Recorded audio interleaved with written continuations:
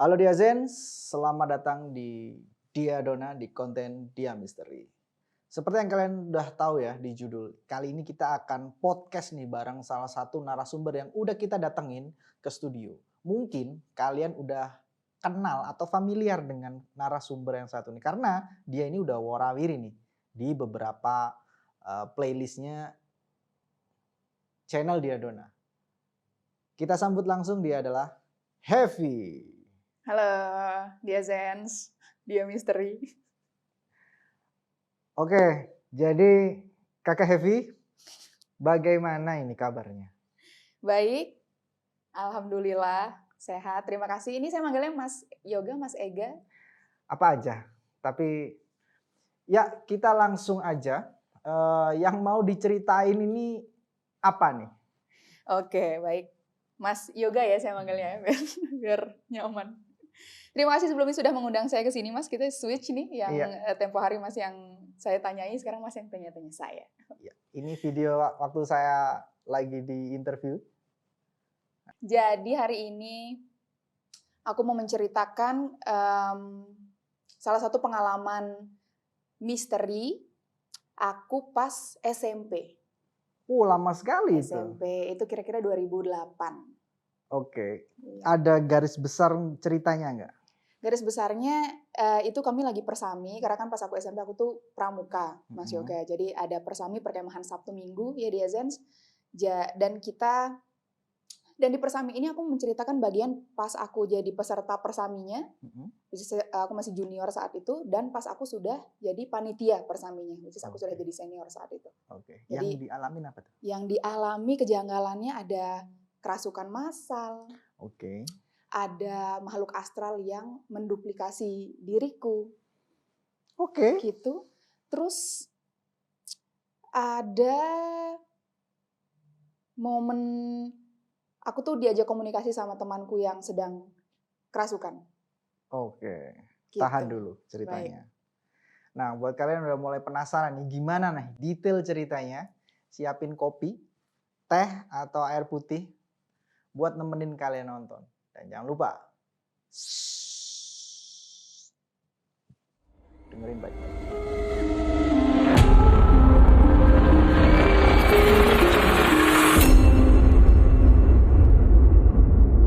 Oke nih Kakak Heavy, jadi ceritanya dimulai saat Kakak Heavy waktu itu masih SMP. Di tahun 2008. Kelas? Berarti kelas 7 ya itu? Kelas 1 SMP. Itu kelas 1 SMP. Tertakar ya, umurnya seberapa? Oke, bisa langsung diceritakan aja. Oke, aku akan mulai dari menggambarkan lokasinya dulu, persami kita. Jadi memang di sekolahku itu, anyway aku sekolah di Bali, teman-teman, di sekolah negeri Bali. Jadi karena aku ikut ekskul pramuka, kami di beberapa periode itu rutin melakukan persami di sekolah, Mas. Itu untuk biasanya kenaikan tingkat. Kan ada ini kan, jadi kayak bed gitu, ada 3 centang. Jadi dari yang ramu rakit terap, gitu, ramu rakit terap kalau SMP. Ya, correct me if I'm wrong ya, di Azens. Jadi ada kenaikan itu. Jadi lokasi tempat kami persami itu adalah sebuah lapangan tembak kepunyaan dari TNI Angkatan Darat di kotaku waktu itu. Jadi yang namanya lapangan tembak sudah pasti harus agak jauh dari lokasi pemukiman warga. Ada di daerah perkebunan atau perhutanan kayak gitu, karena kan yang namanya latihan tembak harus clear gitu areanya. Terus areanya besar, jadi kalau mau aku gambarkan dari jalanan besar kita akan masuk ke jalanan kecil sekitar 200 meter. Nanti kita masuk ke bumi perkemahannya itu, kita menyebutnya buper ya, bumi perkemahan. Terus nanti akan disambut sama lapangan yang lumayan luas, itu dari aspal gitu.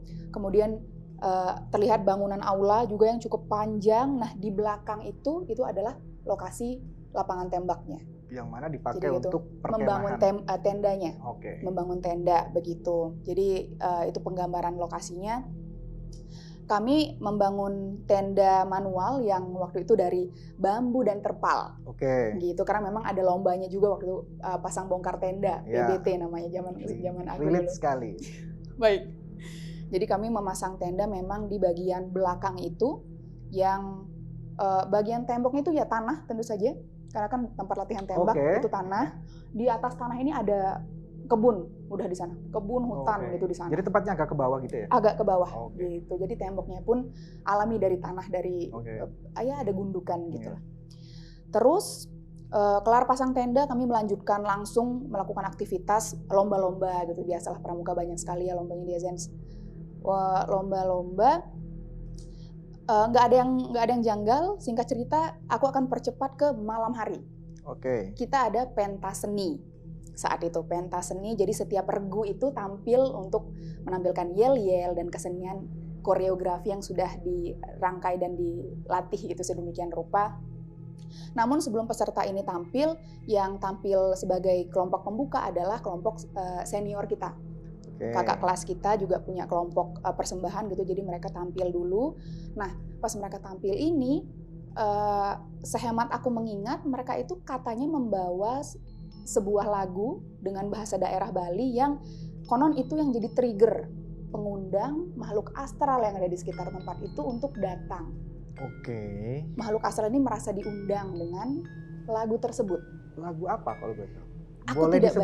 Aku tidak banyak mengingat, aku tidak tahu judulnya, tapi itu menggunakan bahasa Bali tentu saja, yang berbau tentang kematian kalau tidak salah. Aku juga tidak tahu kenapa lagu itu digunakan. Ada motivasi sendiri apa biar serem aja? Biasanya kakak-kakak pembina kan sosokan serem kayak gitu-gitu. Mungkin gitu ya? Mungkin. Ini aku sedikit kaitkan sama lagu Nina Bobo kan Mas. Dia kan juga lagu pengantar tidur, tapi ternyata setelah dicari sejarahnya ternyata itu ada seremnya juga, ada misterinya makna juga. Yang cukup serem juga sih. Aku tidak pernah tanya sama seniorku sejarah lagu ini, tapi aku akhirnya berasumsi sendiri apakah lagu ini punya sejarah yang kelam gitu, tapi karena tradisi pramukanya jadi terus dibawakan gitu. Tapi sebenarnya lagu itu cukup familiar ya? Cukup familiar di pramukaku. Dan itu sering digunakan memang? Sering digunakan memang. Begitu. Jadi awal kami baru datang ke Bumi Perkemahan pun sudah banyak peraturan yang diumumkan ke kami peserta yang tidak boleh kami langgar. Seperti tidak boleh berkata kotor, tidak boleh menjemur pakaian dalam sampai yang terlalu tinggi dan di tempat yang terlalu terbuka gitu. Jadi harusnya di belakang tenda di bawah gitu. Menjemur handuk kami tidak boleh yang tinggi-tinggi. Handuk habis mandi juga di bawah aja gitu, jangan sampai dipamerin banget gitu. Tidak boleh memainkan lampu senter ke arah kebun yang di belakang. Yang di atas itu Di atas itu tidak boleh.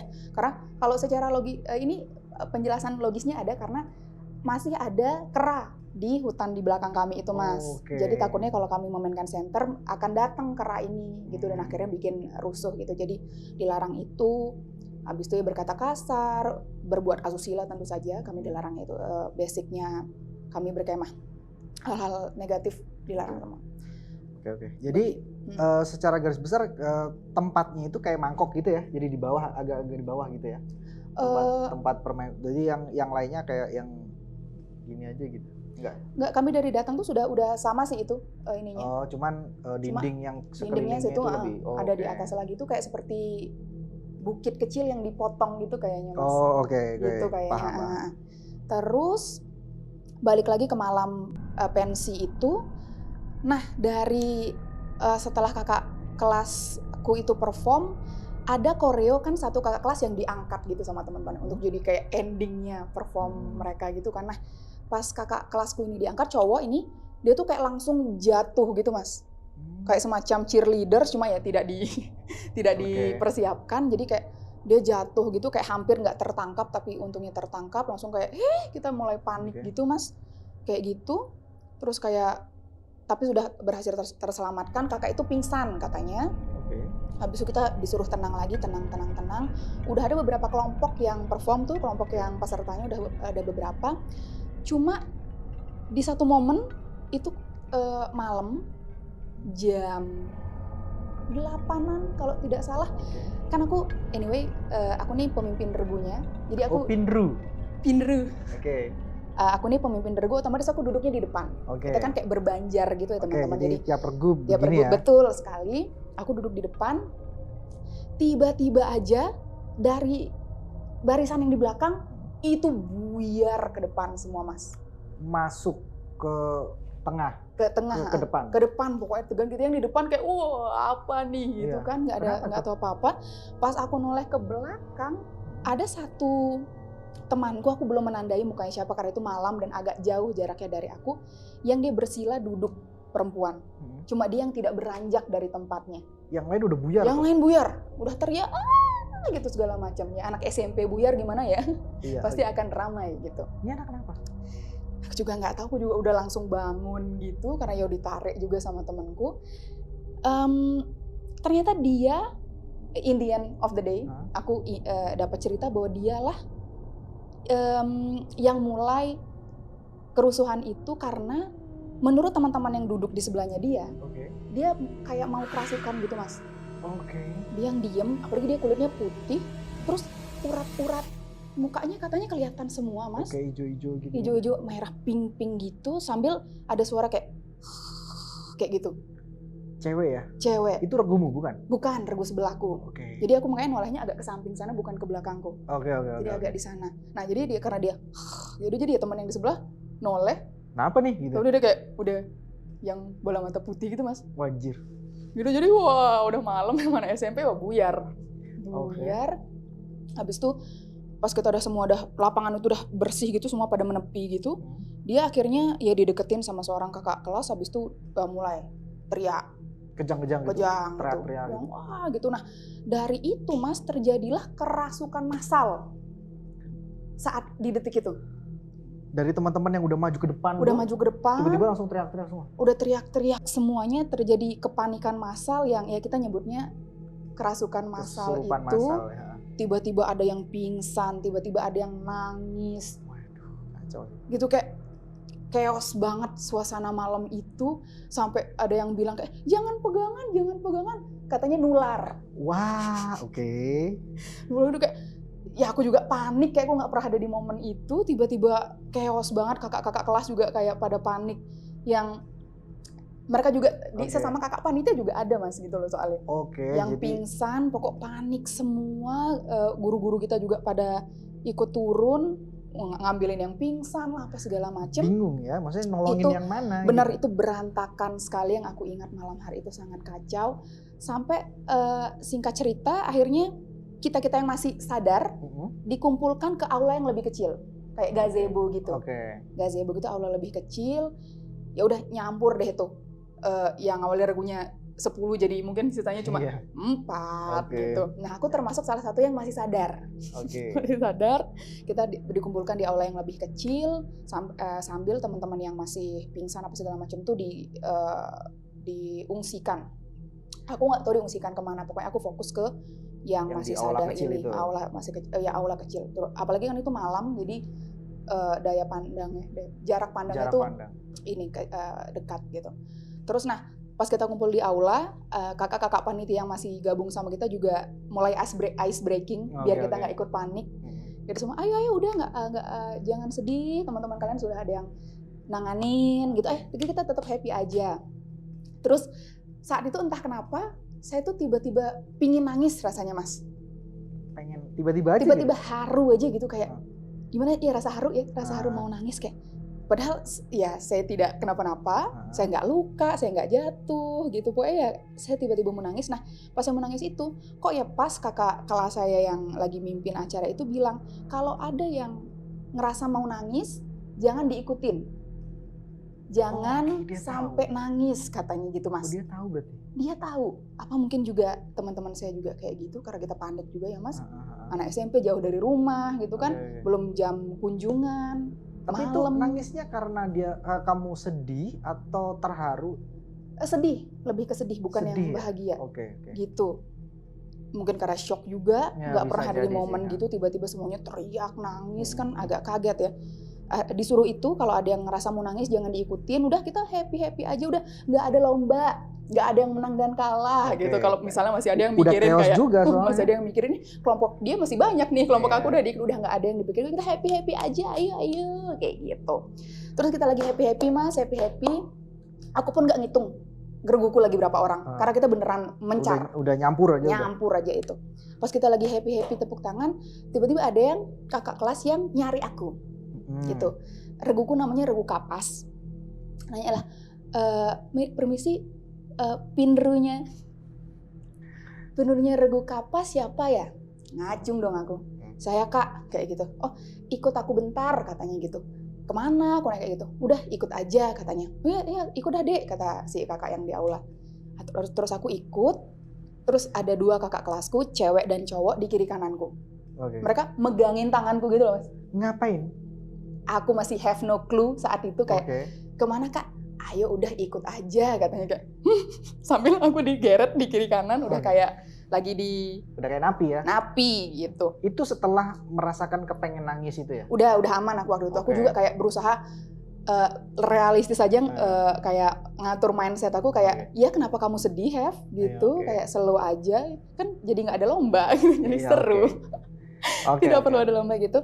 Aku dibawa gitu di tanganku digituin pokoknya sama kakak kiri kanannya aku sampai mau kemana ini kak aku sampai agak sedikit marah gitu. Terus kita arahnya tetap berjalan ke arah keluar bumi perkemahan ini jadi ke arah jalan raya desa tapi yang kecil gitu.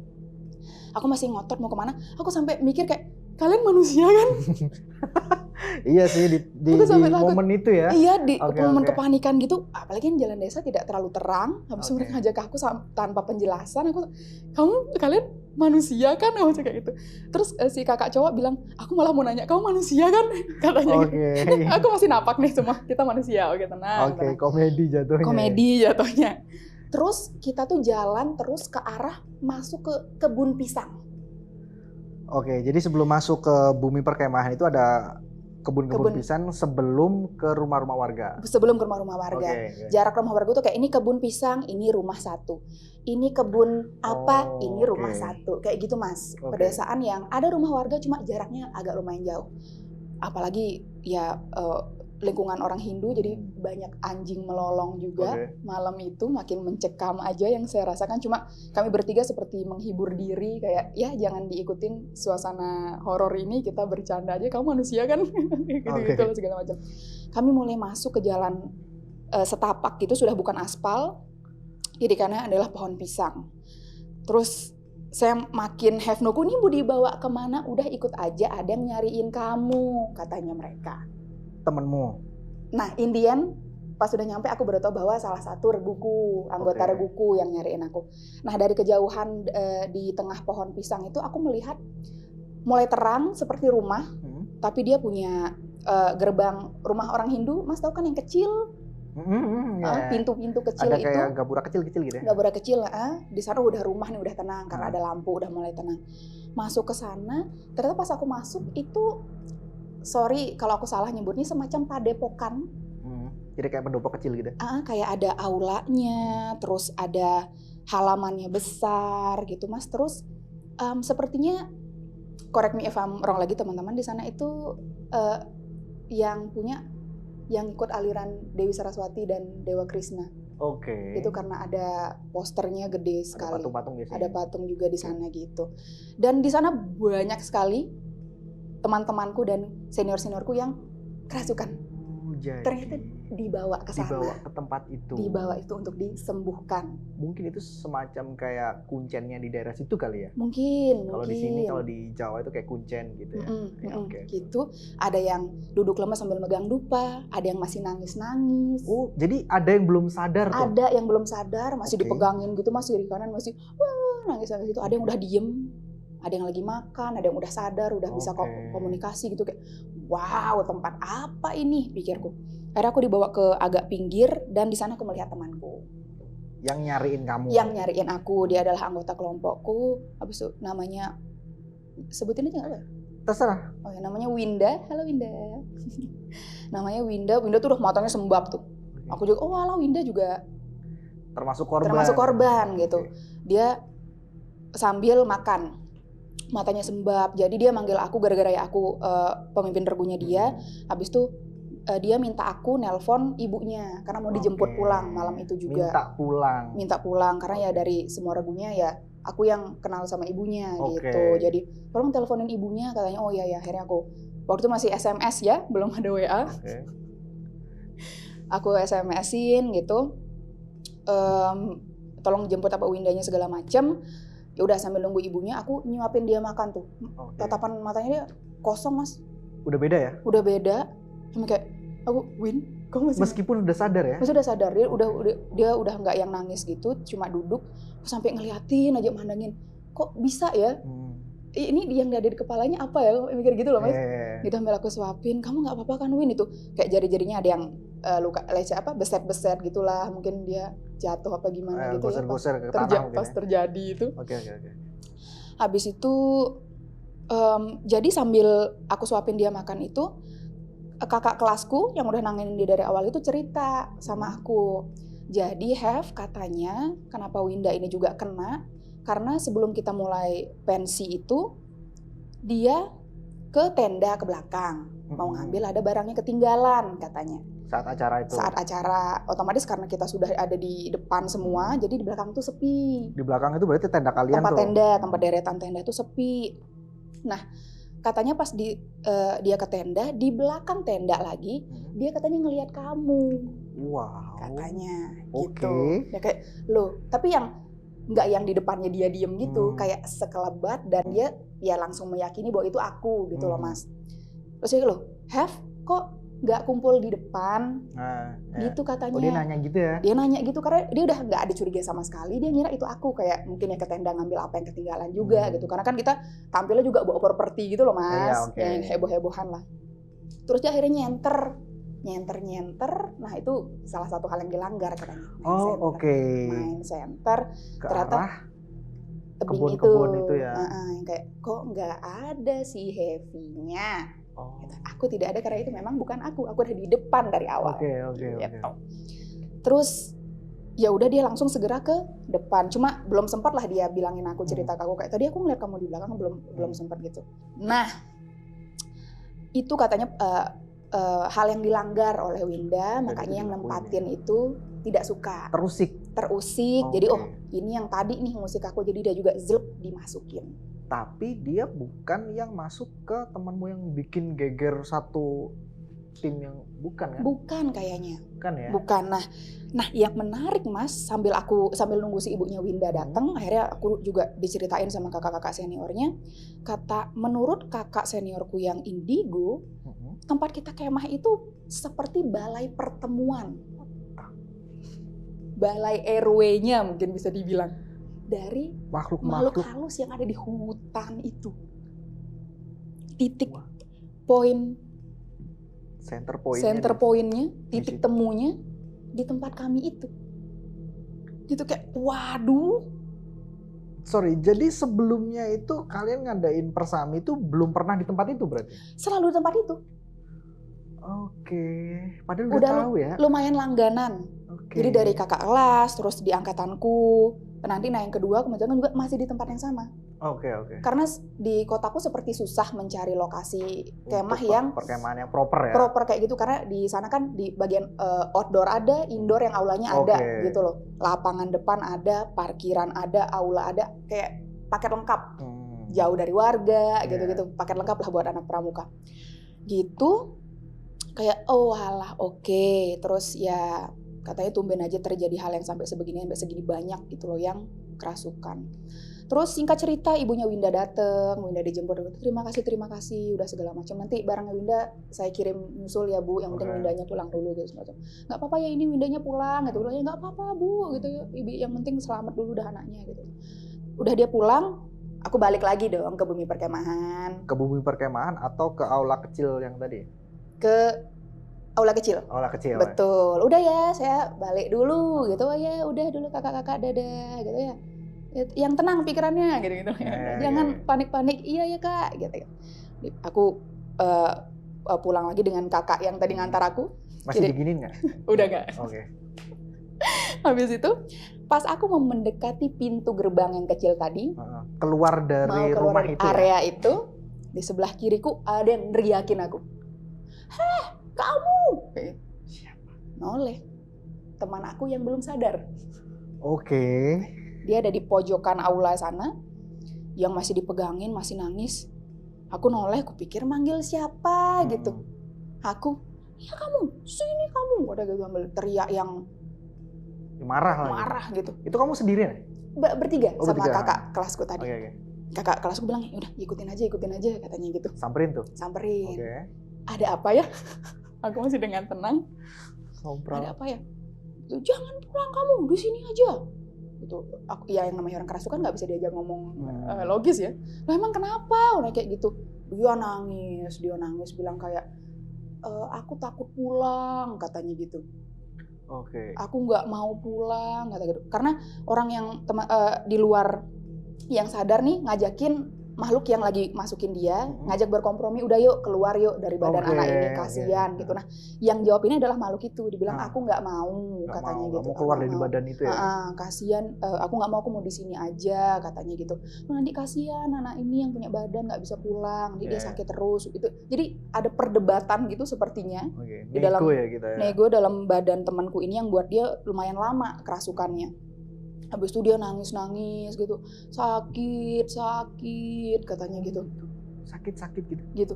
Itu suaranya kayak suara temenmu kah? Suara serak yang karena terlalu lama nangis gitu loh mas. Oke. Suaranya dia kok, bukan yang tiba-tiba jadi cowok gitu. Ya kan juga. Biasanya kan ada yang suaranya jadi berubah. Wajahnya berubah gitu. Enggak, dia masih sama gitu, cuma itu yang disebutkan dialog-dialog itu. Terus ya udah aku diam aja nunggu gitu di samping-sampingnya. Terus pas dia udah agak teralihkan, kakak kelasku, ayo cabut gitu. Pas aku mau cabut, diteriakin lagi.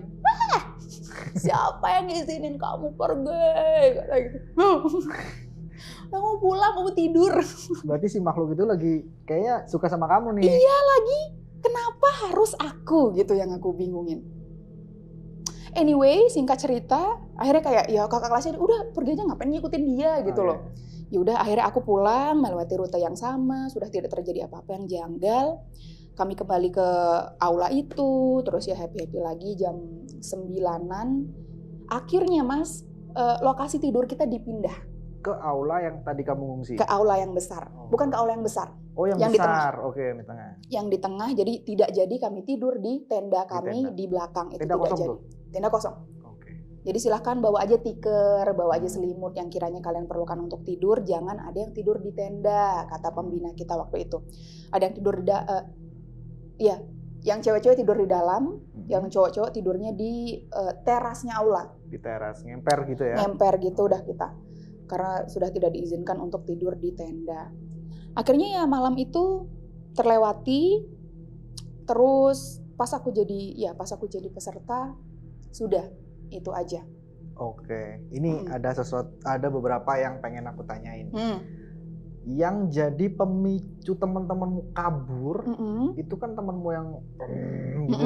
Itu ternyata kenapa tuh? Aku lupa jujur. Dia kenapa sih temanku cewek ini, apa dia berbuat kesalahan? Apa dia melanggar sesuatu atau emang dia punya darah manis yang disukain sama lelembut di sana, aku kurang tahu. Apa dia memang tipe yang lemah gitu, lemah secara apa ya nyebutnya ya? Gampang kerasukan lah. Gampang kerasukan itu kan ada juga tuh mas, apa dia yang seperti itu juga, aku lupa banget dia tuh kenapa, karena sudah terlalu banyak distraksi yang terjadi. Terus ketika kamu dijinjing sama kakak-kakak pembina itu nyamperin temanmu di sebuah rumah itu temanmu yang jadi pemicu buyarnya kelompok itu masih di situ kan? Aku nggak merhatiin karena lumayan banyak berderet di pinggir aulanya ada, di belakang sana ada, di dalam aulanya tengahnya ada, pokoknya lumayan banyak. Jadi yang sepenglihatanku aja nggak aku liatin yang kayak ini kena juga gitu-gitu. Jadi udah nggak ngamatin lagi siapa-siapa aja. Udah nggak ngamatin bener, apa mereka juga ada yang udah dijemput pulang, mungkin aku nggak tahu sama sekali deh gitu. Ngabsen, karena lumayan banyak juga peserta waktu mas. Ratusan lah. Jadi buat temannya Heavy yang dulu sempat membuyarkan perkumpulan itu bisa komen di bawah ya oke?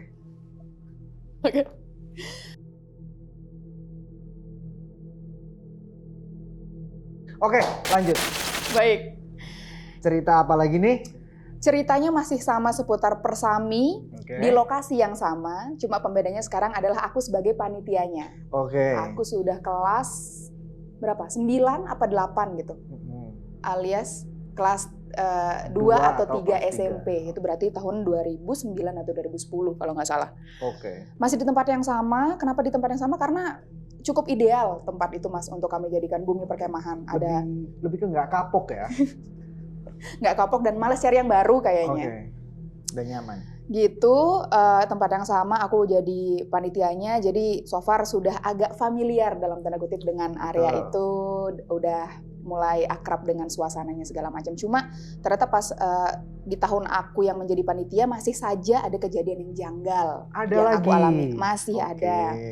Aku akan mulai dari kejanggalan saat jam kunjungan. Jadi karena kami itu kemahnya 2 hari 1 malam, otomatis akan ada malam kami menginap dan ada jam kunjungan namanya. Jadi orang tua keluarga boleh datang mengunjungi peserta perkemahan gitu.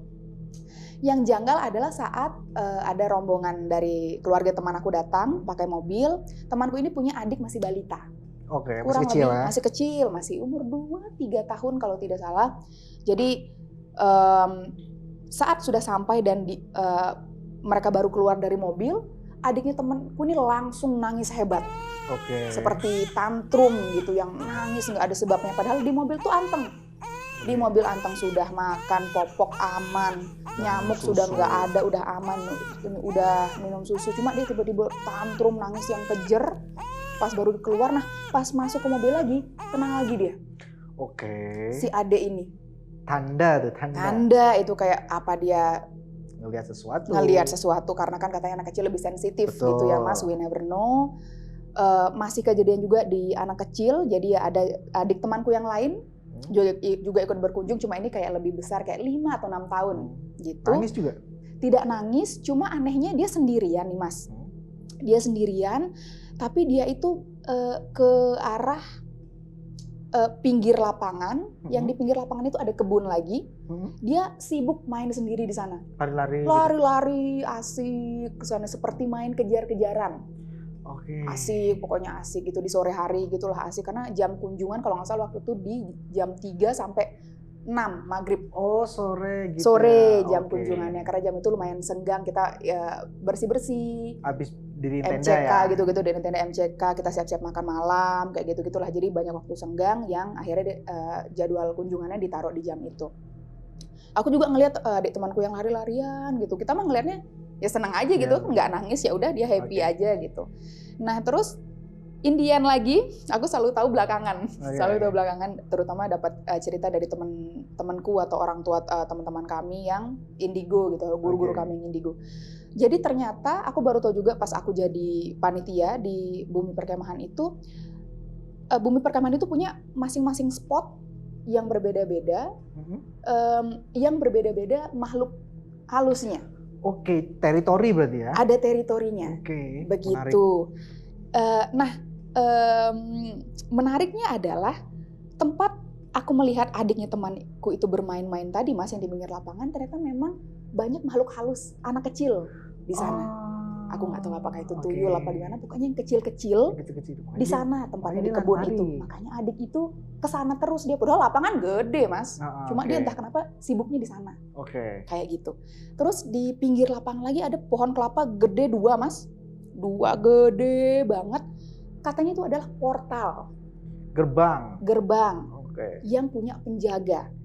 Penjaganya ini pun dilihat sama temanku yang indigo ini cuma kelihatan kakinya saking tingginya dia. Mondar-mandir katanya pelan-pelan gitu. Kayak Titan gitu mungkinnya pelan mondar-mandir gitu Mas, menjaga dari pohon kelapa ini ke pohon kelapa ini. Oh, berseberangan tuh. Berseberangan lurus. Oh, jadi kayak misalkan Bumi Perkemahan kan kotak gitu ya, misalkan kotak. Lapangannya. Ini jalan masuk di sini, misalnya. Jalan situ betul. Berarti pohonnya di sini. Pohonnya di situ. Oh, kirain gitu, berjajar di sini gitu. Bukan. Enggak ya, berseberangan. Berseberangan. Itu. Mondar-mandir cuma kakinya aja yang kelihatan katanya. Temanku yang bisa ngelihat.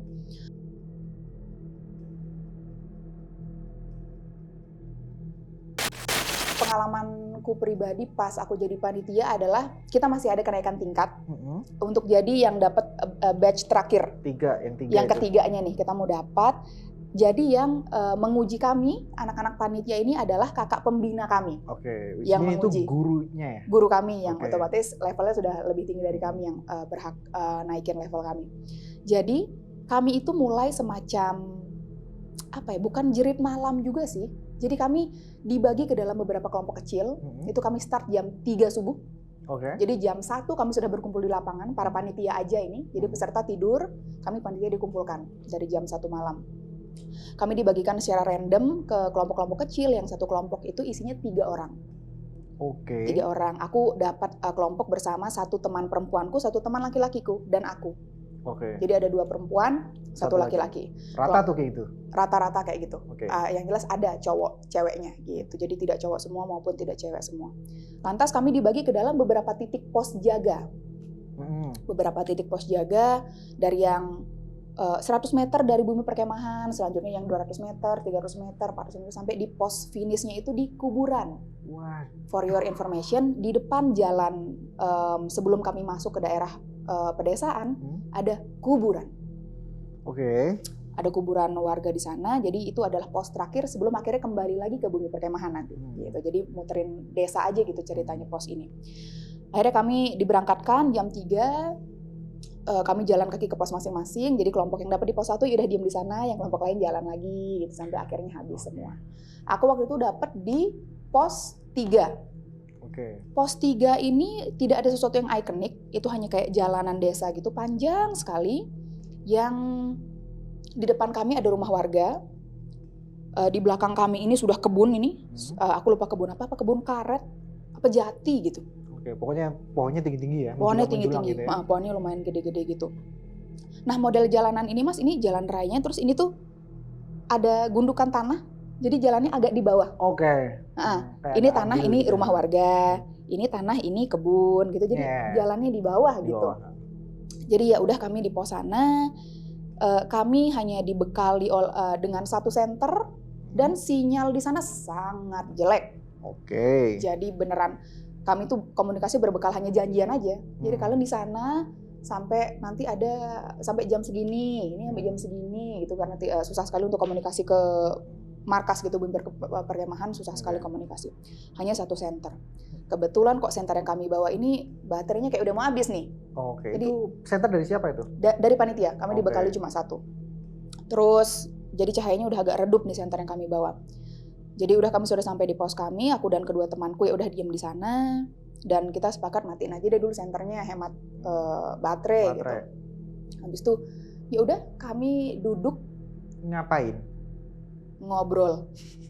Nggak, maksudnya biasanya kan ada pos itu ada misinya kan? Nah saat itu tidak ada mas misinya. Jadi ditempatkan di pos udah gitu loh. Uji nyali aja di sana pokoknya. Oh gitu. Sampai jam 5 subuh 2 jam. Oke. Kami dibiarkan di sana, mau kami nemu apa ya mental kami kan, mental yang sedang diuji di sana. Kami duduk. Jadi aku dan temanku yang cewek di sini, jadi kami ngemper aja gitu, duduk di pinggir jalan gitu. Temanku yang cowok di seberang sana. Nah di belakang kami itu ada rumah warga. Cuma rumah warganya modelnya tangga dulu, tangga batu gitu. Baru rumah warganya gitu, rumah lama sekali, rumah jadul. Jadi kami duduk di sana ngobrol, untuk membunuh waktu kami ngobrol ngalur ngidul. Yang penting tidak diam karena kami tahu kami sama-sama takut. Kami sama-sama takut. Yang namanya lampu di rumah di desa itu lampu yang kuning, lampu bohlam yang redup sekali warnanya itu mas. Jadi jangan harapkan pencahayaan yang terlalu wah juga. Terus ya ada kebun, banyak sekali suara janggal yang kami dengar, cuma kami diam dulu. Apa aja tuh? Mungkin angin, kami ininya angin yang kayak suara kayak gitu ya. Yang namanya mungkin daun saling bergesekan. Kami masih positif. Tapi banyak. Sering. Lumayan 2 jam mas duduk di sana. Enggak, maksudnya suara itu berulang gitu. Berulang gitu. Terus karena ini posisiku duduk di belakang gunung kan tanah nih mas. Gundukan tanah yang ke atas ya? Gundukan tanah, ada suara tanah jatuh. Gitu. Cuma kami berjanji untuk apapun kejanggalan yang kami temukan tidak akan kami omongkan saat itu. Langsung di situ nanti aja deh kita tumpahin bareng pas udah nyampe ke markas lagi gitu. Jadi udah kita diem ngomong acara komedi, musik apapun deh, yang penting kami membunuh waktu gitu, yang penting kita ngobrol. Sampai akhirnya kurang lebih 1 jam kita sudah ada di sana. Dari yang duduk, berdiri, jalan sebentar, duduk karena udah capek banget. Ada suara tiba-tiba dari sebelah kanan aku, sekitar 50 meter dari jarakku Mas, duk, kayak gitu. Kayak dijatuh ya? Kayak ada yang jatuh, kami bertiga langsung tatap-tatapan. Nggak noleh ke sumber Nggak suara noleh tuh? ke sana, tatap-tatapan, otomatis denger semua nih. Nah, oke. Gitu. Oke. Otomatis kita lumayan takut untuk seberani langsung nyenter itu apa. Jujur kami takut. Oke. Terus kami sepakat dalam diam untuk kayak ada yang kebelet pipis nggak sih? Maksudnya ke rumah warga, yuk numpang kamar mandi. Oke. Gitu, kita beranjak pelan-pelan naik ke rumah warga itu. Kita bertamu jam 4 subuh. Oke. Siapa yang akan senang dan menjamu ya kayak halo nggak mungkin. Tapi kami tetap kayak swastiastu gitu-gitu dengan digonggong anjing rumah itu. Oke. Saat itu tentu saja suara anjing ini melonglong saling bersaut-sautan Mas. Itu sebelum ada suara duk itu atau sepanjang kalian berada di sana? Sepanjang. Oh, dari kami masih perjalanan, sudah nyampe, udah duduk, itu anjing tuh nggak putus bersaut-sautan. Dari yang jauh, suaranya sampai yang deket, terus. Dan gitu. itu normal harusnya kalau di sana? Harusnya normal. Pertama itu dini hari, terus memang mereka mayoritas punya anjing juga? Mayoritas punya anjing yang terus kalau nggak ada kegiatan pramuka ya sepi banget daerah itu Mas. Jadi sekalinya ada kita ya wajar banget gitu loh. Kayak apa nih rame-rame gitu mungkin anjingnya ya. Jadi mereka resah juga, jadi mereka dan bukan menggonggong ya, melonglong gitu yang bukan yang woof gitu, bukan yang barking. Terus balik lagi pas kami mencoba bertamu ke rumah itu tidak ada yang menjawab. Padahal untuk jam dini hari suara kami kayaknya sudah cukup besar untuk didengar. Mungkin udah cukup untuk membangunkan orang sepertinya. Oke. Cuma karena nggak ada yang jawab kita kayak ya udah deh gitu, kita akhirnya numpang duduk di teras rumah itu. Kami sudah nggak berani kembali lagi ke tempat yang tadi. Di bawah sana kami sudah nggak berani. Terus anyway rumahnya juga lumayan creepy karena itu kayak rumah lama gitu Mas. Dan tradisi orang Bali itu di teras rumahnya itu akan dipajang foto-foto leluhur seperti buyut, kakek, segala macam itu dipajang. Gitu. Iya, dengan warna yang hitam putih tentu saja, tidak ada kamera berwarna dan ya kami liatin kayak kok tambah mendukung suasana gitu. Mas nih orang apa rumah ini tidak berpenghuni apa gimana. Tapi lampu nyala tuh. Lampu teras nyala. Jadi otomatis apa mereka memang membiarkan kami dan memang sedang tidak membukakan pintu. Jadi ya kami hanya duduk aja di teras rumah itu. Singkat cerita, sampailah jam 5. Jam 5 pagi. Wajas itu adalah sudah habis masa kami untuk dites dan itu adalah waktu saat adik-adik yang di bumi perkemahan dibangunkan untuk keliling penjelajahan malam. Tapi nggak malam juga ya, subuh ya? Penjelajahan dini hari, penjelajahan subuh. Nah, jadi kami yang sudah di pos itu sekalian berjaga untuk adik-adik yang akan lewat rute yang kami sudah diposkan gitu, udah di spot di pos-pos itu. Jadi udah ada kan mereka lari otomatis yel gitu. Tapi jangan terlalu keras orang-orang tidur. Jadi kami dengar saya ada-adanya udah nyampe nih gitu habis itu. Udah lupa lah kami sama yang horor-horor. Mereka jalan gitu terus ya kami ngumpet di balik semak-semak. Tipikal kakak-kakak banget ya? Benar, kakak-kakak. Mental harus diasah. Terus ya kami lemparin kerikil gitu. Mereka terus ada yang kayak, ih apa tuh? Gitu lah, ini momen lucunya aku skip aja. Oke. Gitu. Singkat cerita kami dapat info semua kelompok sudah pergi, which is kelompok terakhir sudah melewati pos kami. Nah kami sekarang balik ke bumi perkemahan. Gitu. Balik ke bumi perkemahan. Pas balik ini ya karena aku yang pos 3 otomatis aku akan melewati teman-temanku di pos 2 dan di pos 1 which is kita saling menjemput. Begitu udah kayak pas sudah jemput teman-teman pos 2 ayo kita akhirnya berbareng-bareng untuk ke bumi perkemahan gitu. Awalnya kami jalan kaki. Terus? Belum kami lari. Karena sana sudah tidak enak sekali apalagi ada temanku di pos 2 yang dia posnya tuh di bawah pohon beringin, di bawah pohon bambu. Pos 2 itu? Pos 2-nya. Itu ya mitos tentang pohon bambu seperti itu teman-teman juga sudah banyak yang mendengar. Jadi dibandingin teman-teman, pos saya itu agak sedikit aman apalagi dekat rumah warga. Meskipun cuma satu ya? Meskipun cuma satu. Anyway, pagi itu berakhir dengan aman. Oke. Aman apa enggak nih? Aman. Kami semua sampai di bumi perkemahan si panitia ini. Kemudian, tapi setelah kami udah kelar ini, kami ditugaskan lagi karena kelompoknya adik-adik kelas ini masih pada keliling. Kami ditugaskan untuk ya udah dicoba dijemput aja gitu, udah sampai mana mereka gitu, udah dicek sampai mana karena waktu itu belum ada HT sama sekali deh, masih sangat jadul. Nah, pas kami akhirnya berjalan kaki nih untuk menjemput mereka sudah sampai pos mana, karena dengar-dengar kayak ada yang pingsan di tengah jalan, jadi ada kelompok yang terhambat gitu-gitu, terhambat gitu-gitu perjalanannya.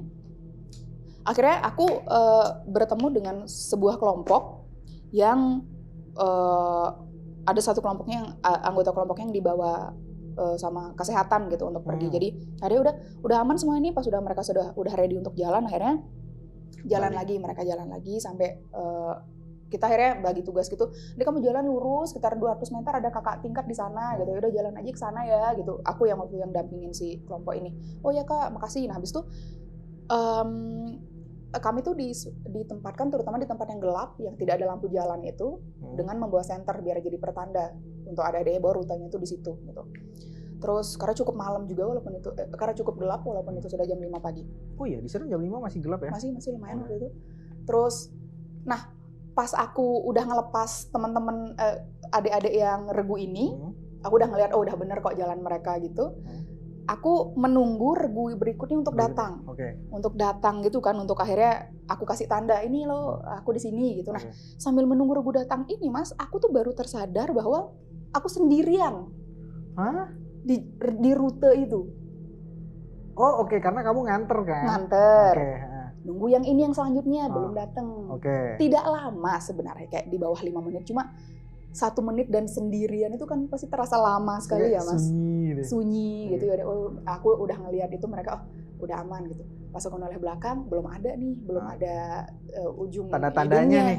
Kelompok barunya akan datang. Jadi kayak aku baru kayak loh sendirian gue nih. Sendiri nih kebetulan gitu. Ya tentu saja di kiri kanan ini kebun, aku sampai nggak tahu kebun apa gara-gara gelap sekali.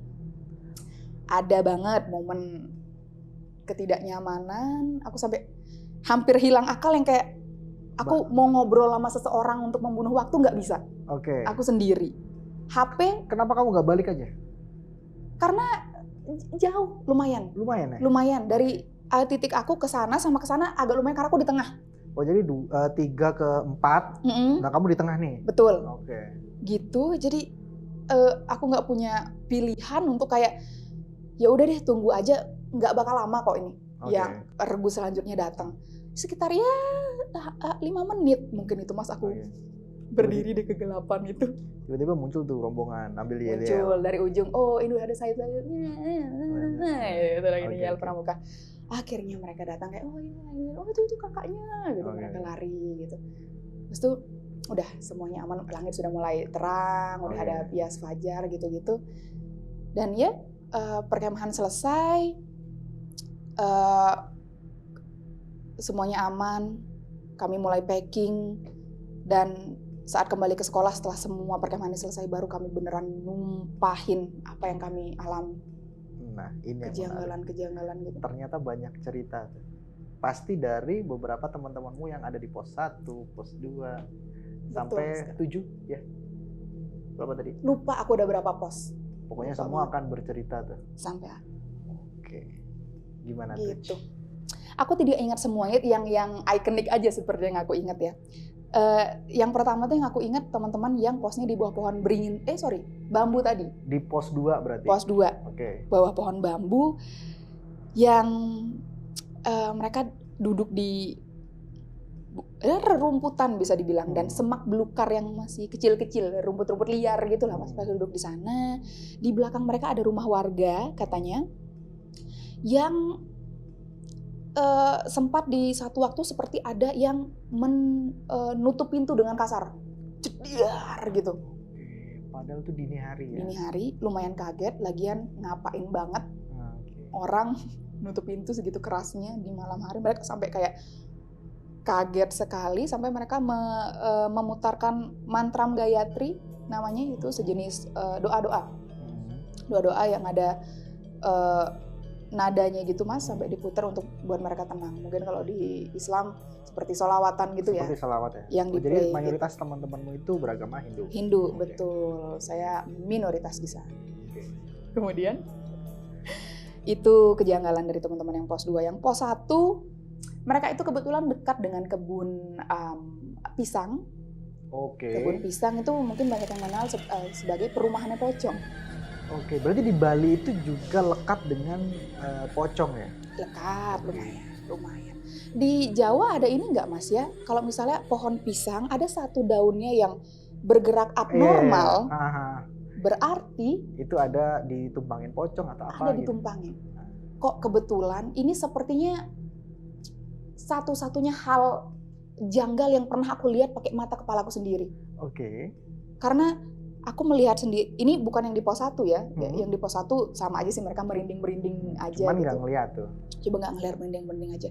Yang aku maksud pohon pisang yang ada satu helai daun yang bergoyang ini adalah di dekat aula, di dekat tempat lapangan tembak itu. Berarti udah deket sama bumi perkemahannya malah. Dekat banget. Oke. Itu kayak literally di depan mataku ada satu helai yang nggak santai gitu loh geraknya. Joget aja gitu daunnya. Joget sendiri. Yang lain diem, nggak ada angin. Dia sendiri aja nih, entah memang ada penjelasan secara logisnya apa gimana, cuma itu janggal sekali untuk coba aku logikakan gitu, kayak nggak mungkin.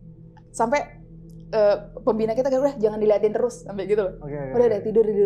Tapi kamu nggak ngeliat itu ada apa gitu? Nggak ada. Yang beneran pohon pisang yang jelas gitu, karena mungkin cuma 30 meter dari jarakku. Oke. Gitu. Itu seumur hidupku itu satu-satunya hal janggal yang aku lihat. Begitu. Cerita-cerita dari teman-temanmu yang di pos-pos lain? Cerita yang paling serem kayaknya yang di pos terakhir, yaitu yang di kuburan itu ya Mas. Yang di kuburan, jadi di kuburan tuh sepertinya ada misi. Oh ya, misinya adalah bendera regu dari masing-masing regu itu disembunyikan di baliknya batu nisan gitu lah Mas. Baliknya. Otomatis adik-adik yang tadi penjelajahan dini hari itu ya harus menemukan, mencari keberadaan bendera regu mereka. Oke. Di kuburan. Setiap kelompok tempatnya beda-beda. Random. Oke. Jadi kalau misalnya mereka mau ngejailin regu lain, mereka misalnya nemuin malah gini lain, ya udah disimpan aja. Oke. Karena mereka baru boleh pulang begitu kalau membawa bendera mereka sudah ketemu. Oke. Gitu. Situ dari sana yaitu ada yang udah nggak kuat, ada yang pingsan di sana, ada juga yang kerasukan tentu saja. Oh berarti adegan, kejadian kerasukan tuh masih ada ya? Masih. Meskipun nggak semasif yang di tahunmu? Di tahunku itu. Masih ada couple of time. 1, 2 gitu. Cuma nggak yang massal. Di kuburan. Selebihnya nggak ada yang terlalu fatal. Semuanya akhirnya jam 6 udah balik semua lah ke bumi perkemahan untuk bersih-bersih karena banyak sekali tanah di badan gitu. Gitu-gitu. Bicara tentang kerasukan ya Mas. Selain dari ceritaku ini, aku juga lumayan sering menemukan momen kerasukan. Selama aku bersekolah di Bali. Sering gitu. ya berarti? Sering, bukan aku tapi teman-temanku. Aku sendiri belum pernah kerasukan sama sekali. Jadi teman-temanku yang mengalami kerasukan. Mengalami itu. Sering itu berapa? Ada teman 1, 2? Sering itu ya di sekolahku dulu di SMK. Pernah juga ada kerasukan massal di sana. Itu gara-gara ada satu pohon yang lumayan udah tua di sekolah kita ditebang. Oh, biasanya gara-garanya itu. Biasanya gitu. Cuma memang tradisi di Bali kalau mau nebang pohon tuh harus disembahyangin dulu. Itu dalam artian minta izin kepada penghuni pohonnya untuk pindah, rumahnya mau kita tebang, jadi silahkan pindah ke tempat lain kayak gitu. Jadi sudah disembahyangin sama guru-guru kami, akhirnya ditebang.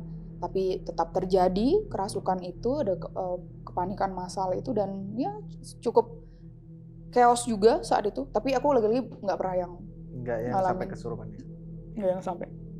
Oke, terima kasih untuk ceritanya. Gimana nih Diazen? Seru ya? Ini cerita Persami yang akan selalu recall sih, kalau saya tuh mendengar cerita-cerita tentang Persami itu selalu mengingatkan saya ketika saya dulu waktu sekolah mengalami hal-hal kayak gini, jelajah malam, kemudian ke kuburan, nyari ini itu, dan ketika jadi panitia pun kita harus siap berada di satu pos nungguin peserta itu sampai mereka habis. Itu yang nggak kalah merinding juga sih ketimbang si pesertanya sendiri gitu. Jadi sama-sama peserta merinding, si panitianya juga merinding berada di tempat-tempat kayak gitu.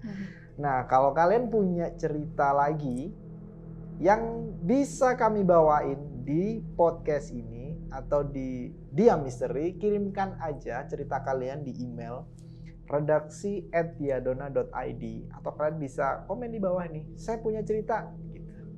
Nanti cantumin aja, kita akan hubungi kalian.